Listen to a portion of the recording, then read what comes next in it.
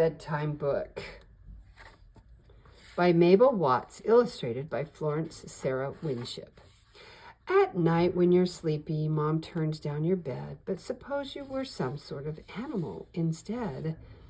If you were an elephant weighing a ton and you were as old as 101, you would sleep on all fours and you'd feel very fine and quite ready for work the next morning at 9. If you were a turtle, you'd get under your shell. Then you'd huddle and cuddle and sleep very well. If you were a mouse, you would sleep very sound in an attic with funny old things all around. If you were a lamb, you'd have children to pet you, and when it was bedtime, Bo Peep would come get you.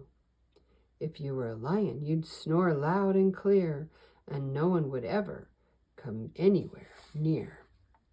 If you were a puppy, you'd sleep warm and snug in a round wicker basket all lined with a rug.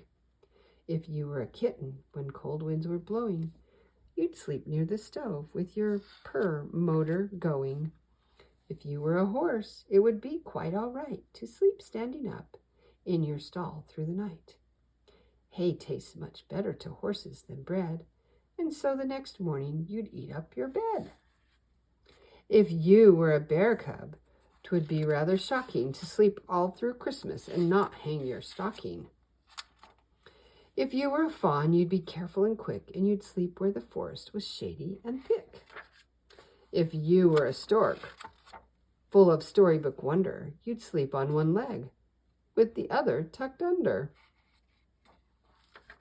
If you were a bird, you'd not mind the weather, with your head halfway hidden neath mother's best feather. If you were a fox, you would sleep in a ball with your tail tucked around like a soft furry shawl. If you were a seal, you would probably sleep with a good many other seals, all in a heap. If you were a squirrel, you'd sleep in the dark in a hole in a tree at the edge of the park. But you are a child, and that's plain as can be, and you'd never, no never, sleep up in a tree. Why, this must be you in your own little bed, with a warm, fluffy blanket pulled up to your head. Good night.